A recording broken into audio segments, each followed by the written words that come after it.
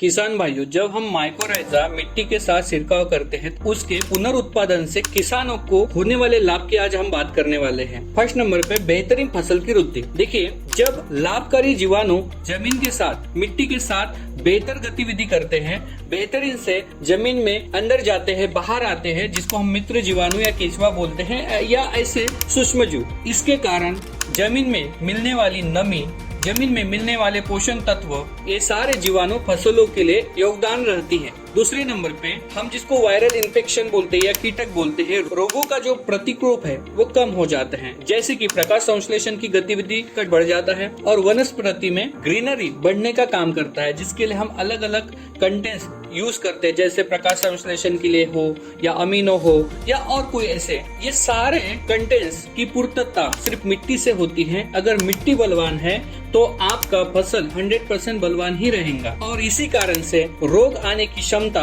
कीटक आने की क्षमता पौधे में अपने आप कम हो जाती है, रोग प्रतिकारक क्षमता बढ़ जाती है। तीसरे नंबर पे कृषि उत्पादों की गुणवत्ता में सुधार। जब मृदा में जैविक कार्बन बढ़ता है, आज हम जानते हैं कार्बनिक वैल्यू बहुत कम हो चुकी है, जो हमको 2.5 से अधिक चाहिए। कार्बनिक वैल्यू बढ़ने का एकमात्र स्रोत है अच्छी जमीन। अच्छी जमीन या अच्छी मृदा कहाँ से होंगी? कौन से ऐसे कंटेंट जो जमीन के अंदर, मिट्टी के अंदर पाए जाते हैं, जिससे कार्बनिक वैल्यू बढ़ती है, और ऐसे कंटेंट माइकोराइजा में पाए जाते हैं और इसी कारण से कृषि उत्पादनों की गुणवत्ता बढ़ती है। चौथे नंबर पे फसलों की पैदावार बढ़ती है। किसान भाइयों, जब मृदा सूक्ष्मजीवी गतिविधि बढ़ने से पोषण तत्वों की उपलब्धता होती है, जिससे फसल की उपज बढ़ती है और इसी कारण से आपको ज्यादा मात्रा में पैदावार मिलती है। पांचवें नंबर पे उत्पादन की लागत कम हो जाती है। आप जानते हैं, जब मृदा स्वस्थ रहेंगे तो उत्पादन अच्छा आएगा। जब लाभकारी मृदा जीवों में सक्रियता बढ़ती है तो कृषि में उत्पादन की लागत कम हो जाती है